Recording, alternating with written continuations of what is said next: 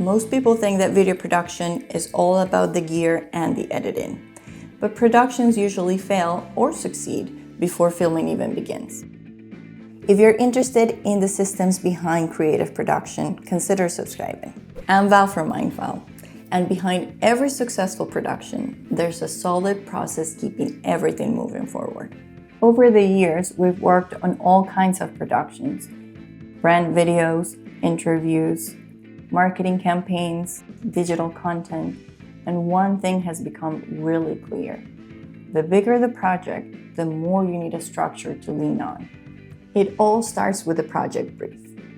Before we even talk about lenses or location, we start asking much simpler questions. Why are we making this? What's the goal? Who are we trying to talk to? Where is this actually going to live?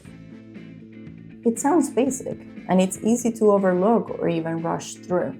But these simple questions are usually the most important ones.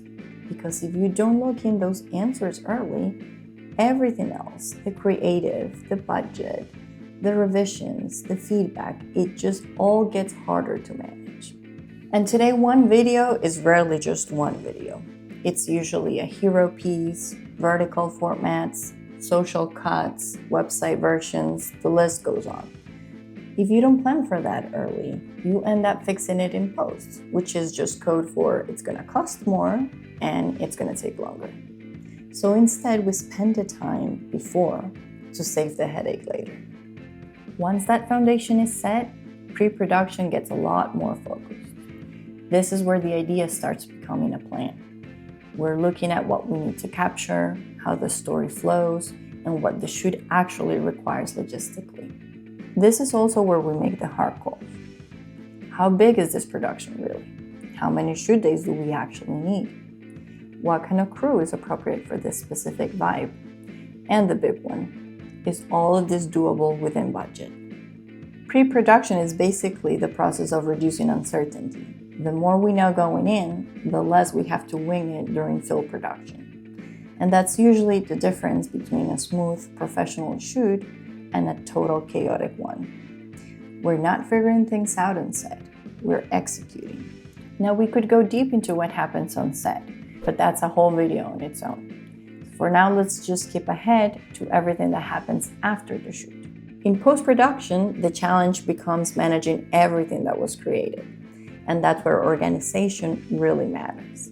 You're dealing with footage, audio, graphics, multiple versions. It builds up quickly. What helps the most here isn't the tools, is having a consistent system. We use a central server from SNS and their shared browser application. And because we work remotely, we jump in via VPN or jump desktop. But the real MVP is the structure. Same file organization, same naming conventions, same expectations. Always. Nobody has to guess where a file is or if that version is the final. That kind of consistency removes a lot of friction, especially when multiple people are involved. Then we hit revisions. This is either where the project stays on track or completely falls apart. The trick is deciding how revisions are going to work before we even start. Back to that project brief. How many rounds are we doing? How are we collecting feedback? How are we labeling versions? Deciding all of that early on just saves a lot of back and forth later.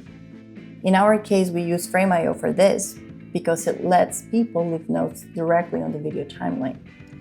Our editors love it because there's no guesswork, and our producers love it too because it's way easier to draw a circle on the screen than to write a 3-paragraph email explaining what you want changed.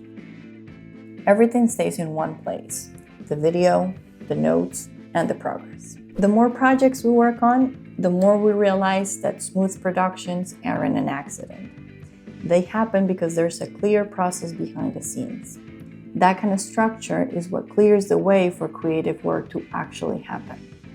And while the tools can change depending on the setup, that principle stays the same. If you want to see more about how creative teams are thinking about systems and workflows and content strategy, that's some of what we explore here. And if you haven't seen it yet, check out our Notion video about how we manage our current projects. Thank you for watching. I'll see you in the next one.